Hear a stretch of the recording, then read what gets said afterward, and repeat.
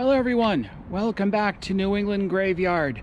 Please hit that subscribe button, greatly appreciate it. Today I am in Amherst, Massachusetts at the West Cemetery to visit with famed poet Emily Dickinson. Emily Dickinson was born in Amherst, Massachusetts, the first daughter of 3 children. Her father served in the General Court of Massachusetts and later in the United States House of Representatives. Raised in a strict puritanical Massachusetts in a Christian tradition, she would later challenge her parents' belief. She attended the Amherst Academy and later South Hadley Female Seminary, now Mount Holyoke College. She was considered shy in the presence of strangers and quit college in 1848 after only 1 year to return to Amherst. She never married and had only a few deep relationships with others, preferring the life of a recluse in her father's house. After college and for the rest of her entire life, she only left Amherst 4 times for quick trips to Philadelphia, Washington, D.C., or to Boston. During one of these trips, she met Reverend Charles Wadsworth and Thomas W. Dickenson, men who would greatly influence her poetry.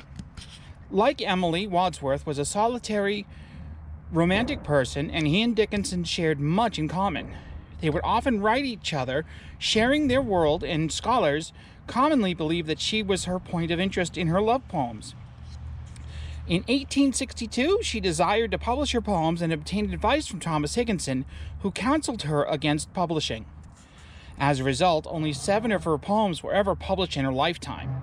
As her family and friends began to pass away in the 1870s and 1880s, her poetry turned more to themes of death. She went into near total seclusion after her father's death in 1874, gaining the local nickname of the Nun of Amherst. Her health began to deteriorate in 1884, and she passed away in May of 1886. After her death, it was determined that she had written a total of 1,775 poems, and they were arranged into 4 groups, bearing on their themes: friends, nature, love, and death. Her sister, Lavinia, arranged for her poems to be published posthumously, but the full range of her work was not published until 1955. And we can see her inscription. On her marker it says, "Called back." Now it's kind of hard to get a good view of this because they got a big iron gate around here, obviously to protect these markers. Here's the marker for her parents, Representative Edward Dickinson,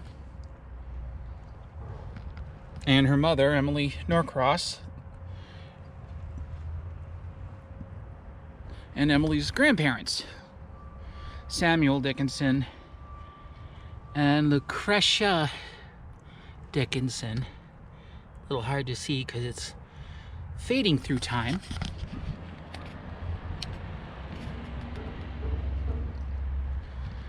I see some stones, as well as a medal. Another very recently here. Nice painted rock. To the passerbys, that is kind of creepy.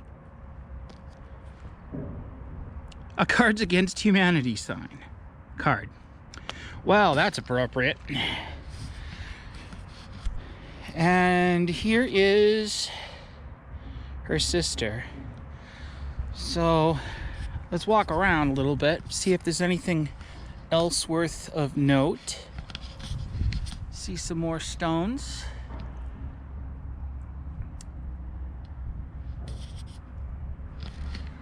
I see a doorway. I can see that there's definitely more Dickinsons here.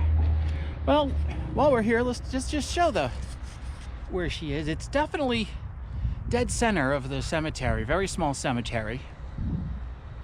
And it's the only plot here with the iron gate around it with the with these things. There's a couple others that have a small thing around it, but it's small gate, but it's the only one with the... here we go. A door. Edward Dickinson, 1855, and in memoriam, Emily Dickinson, poetess. Erected by the Dickenson kinfolk, August 28th, 1954. All right. Well, that is legendary poet Emily Dickinson. I hope you enjoyed this video. If you did, please give me a subscribe. I would greatly appreciate that. Hit that subscribe. Yeah, definitely hit that subscribe button. I think I said that. Also, give me a thumbs up. And check out some of the other videos. There's a link going around somewhere here to the playlist of the older stuff. And I hope to see you in the next one. Until then, be safe, be good, be well. Bye.